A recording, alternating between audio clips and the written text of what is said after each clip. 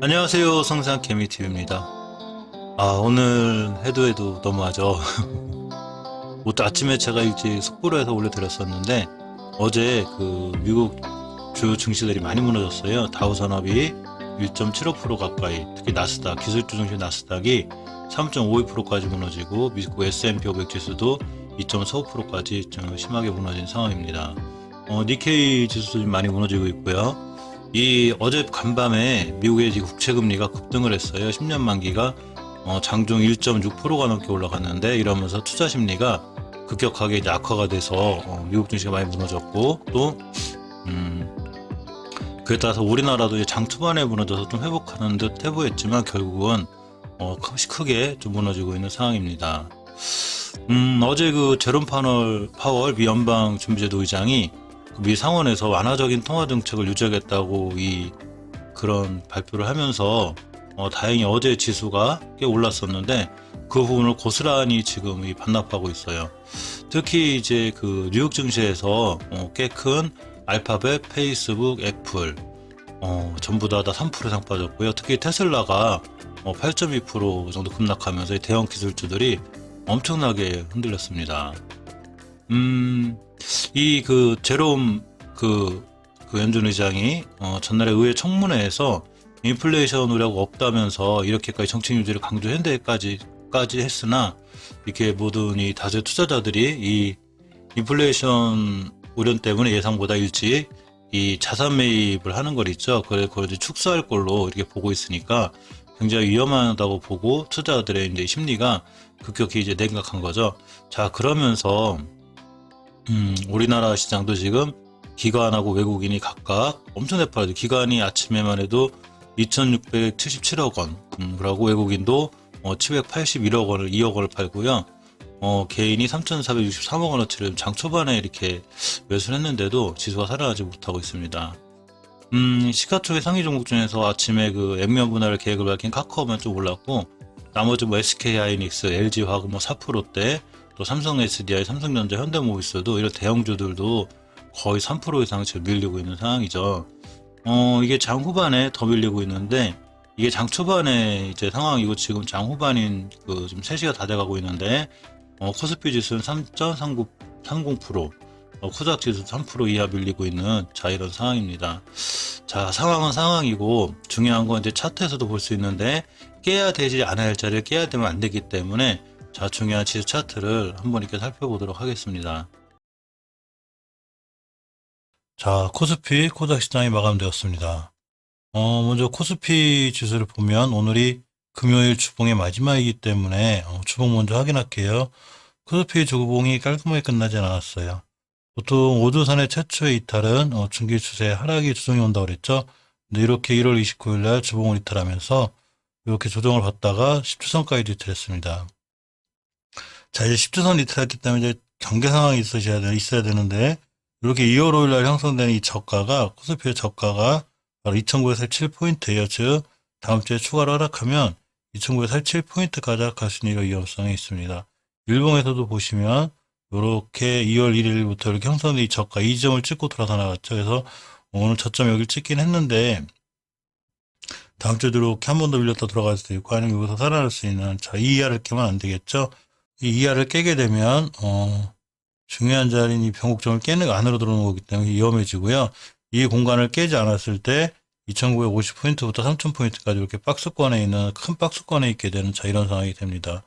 코스닥 지수도 보면 지금 어제 이렇게 거는 건데 요 밑으로 떨어지지 않아야 되는데, 이 2월 24일에 떨어진 저점을 딱 찍고 약간 살아나긴 했는데, 어쨌거나 2월 24일 날 이 밀린 이 저점 밑으로 추가로 떨어지면 안 되고, 이 추가로 떨어지게 되면 굉장히 크게 위험해질 수 있어서 아직은 경계 상황에서 완벽하게 벗어났다고 보기 힘들겠죠. 이때 2월 24일 날도 주식이 밀릴 때 많은 걱정이 있었는데, 이렇게 다시 한번 또 이 자리에 왔다 가는 위험성이 있었습니다. 주봉에서 보시면 코스닥 지수 이렇게 한 번 더 위협을 했죠. 이렇게 20주선까지 밀린 상황이 됐는데, 일단은 지켜는 졌어요. 근데 저 자리 밑으로 떨어진다거나 다음 주에 추가로 하락하게 되면 지수가 두 번째 변곡점인 굉장히 위험한 자리까지 오게 되는데, 이제 900포인트를 깨게 되는 상황이 오게 돼요. 그래서 이 연휴가 시작되는데, 연휴 동안 미국에서 어떤 변화가 있는지 참 잘 살펴볼 필요가 있습니다.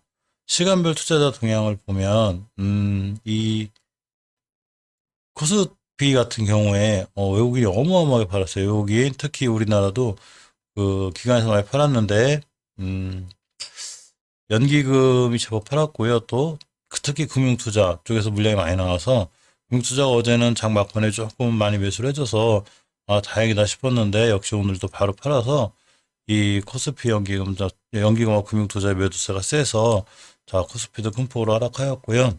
외국인들이 이렇게 변심이 심해요. 어젠 상한치 가더니 오늘 다 팔았습니다. 코닥 지수는 역시 외국인이 많이 팔았고요. 기관에서 금융투자, 특히 투신 이렇게 양쪽에서 강한 매도세가 있어서 이게 크게 밀리게 되었습니다. 자, 지수 차트에서 보면 중요한 자리 이탈 안 해야 되는데 아까 말씀드렸듯이 주봉에서 일단 코스닥 같은 경우 20주선 이탈하면 안 되고요. 코스피는 일단 10주선을 깨놓은 상태라 전저점, 즉 2월 5일 이 속한 이 주에 이 저가인 2,947포인트 이걸 이탈하면 추가로 무너져서 크게 위험해지는데 저걸 이탈하지 않는 게 무엇보다 중요하다고 볼 수 있습니다. 자, 오늘 그래도 나름 선방한 이 종목이 있는데 계속 영상을 찍어드렸던 이 PE팜하고 바이넥스죠. 사실 바이넥스는 선방이라기보다는 그동안 원체 많이 떨어져 있었기 때문에 이렇게 떨어져 왔기 때문에 오늘 어느 정도 이 그 자리를 잘 지켜준 거고요. PE팜은 좋은 모습이 끝나 있어서 이 종목들에 관해서 한번 이렇게 살펴보는 시간 갖도록 하겠습니다. 자, PE팜을 계속 영상을 찍어드리고 있는데요.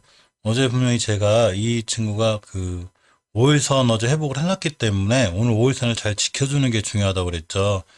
자, 뉴스나 이런 모든 것도 좋지만 차트에서 잘 지켜줘야 될 자리를 지켜주는 게 중요한데 어제 이렇게 PE팜가 이제 그 2월 25일 날 급등을 시연하면서 이렇게 11선을 맞고 떨어졌는데 5일선 한번 찍고 가는 이렇게 자리를 지켜줄 거라고 그랬어요. 근데 이 자리를 잘 지켜줬죠.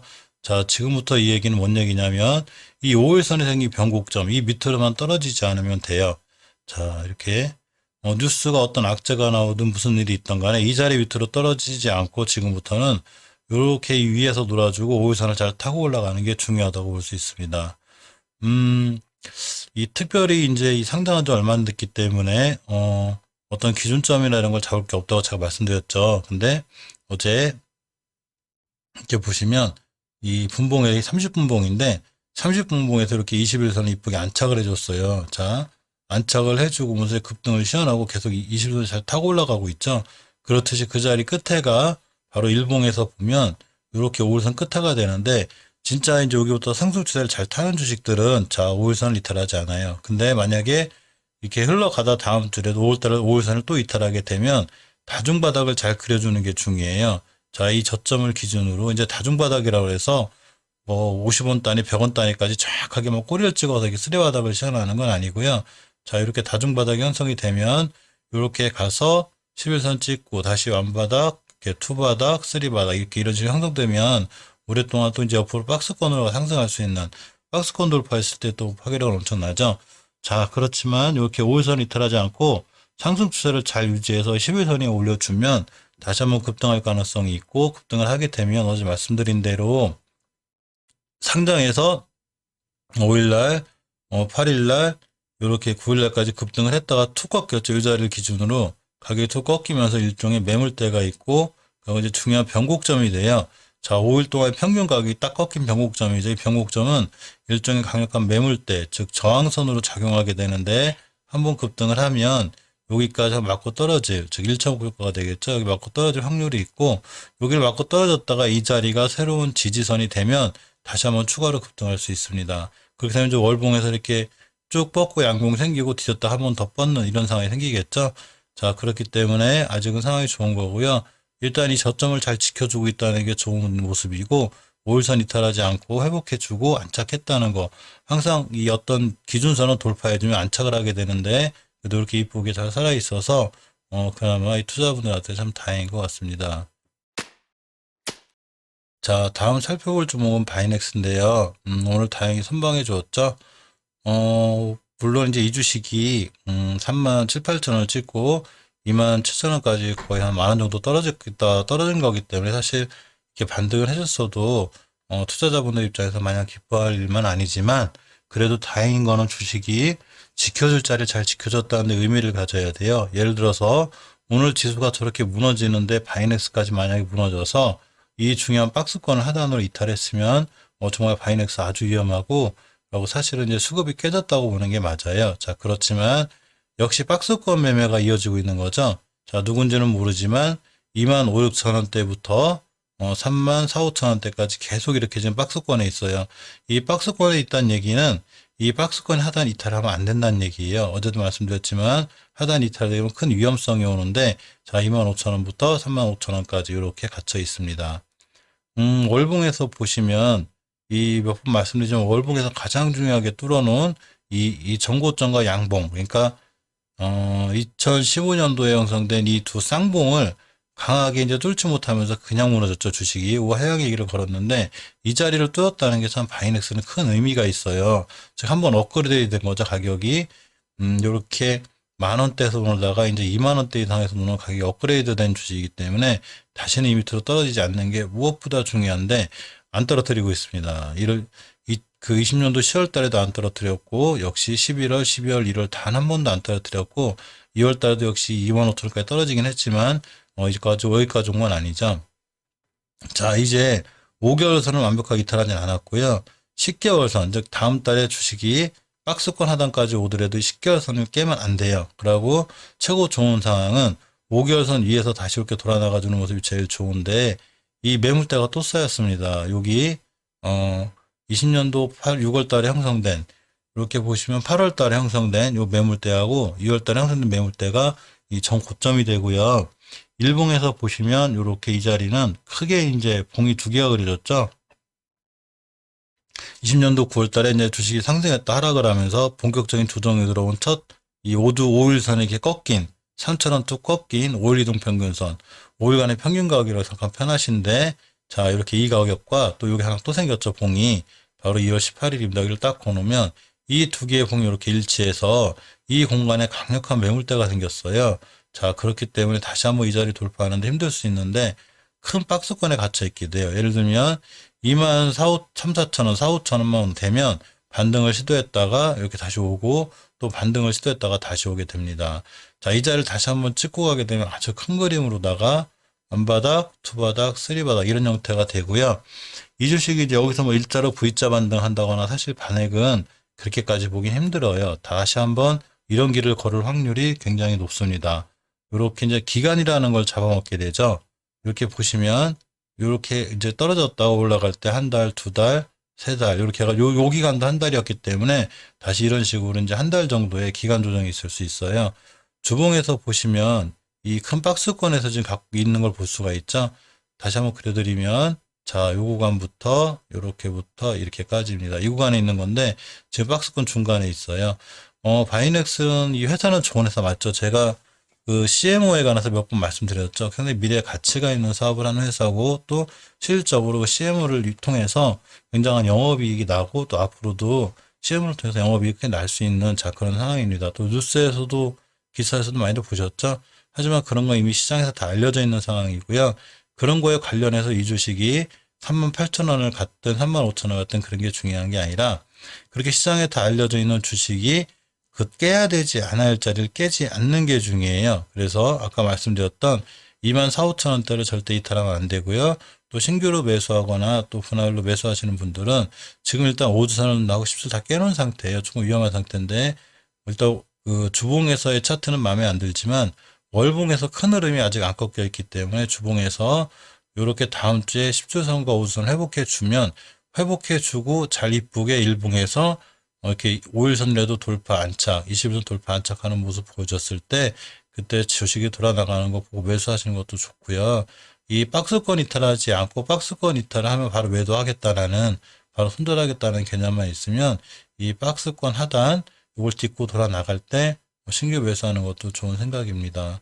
저 같은 경우도 이제 이 구간부터 이제 분할 매수를 해서 어느 정도 이렇게 물량을 정리했는데 다시 한번 박스권 돌아나가면 추가로 다시 한번 매수할 수 있는 작업을 한번 노려보려고 합니다. 회사는 좋은 회사인데 대단해요. 이 친구 웬만한 주부들이 엄청나게 흔들어대기 때문에 그러고 빨라요. 이게 급등을 시작했다가 보통 떨어질 때도 이렇게 시간을 두고 떨어지는 게 일반적인데 그냥 한 방에 밀어버리니까 굉장히 좀 크게 힘이 들게 하는 그런 주식입니다. 하지만 어쨌거나 큰 박스권 이탈하지 않은 건 천만 다행이고요. 물론 다음 달 지켜봐야 되겠죠. 3월 달에 지금 미국 증시도 점점 안 좋고 우리나라 증시도 큰 조정을 받고 있기 때문에 이 반액이 그 조정권에서 이 박스권 안에서 얼마나 잘 버텨줄 수 있는지가 굉장히 중요할 것 같습니다.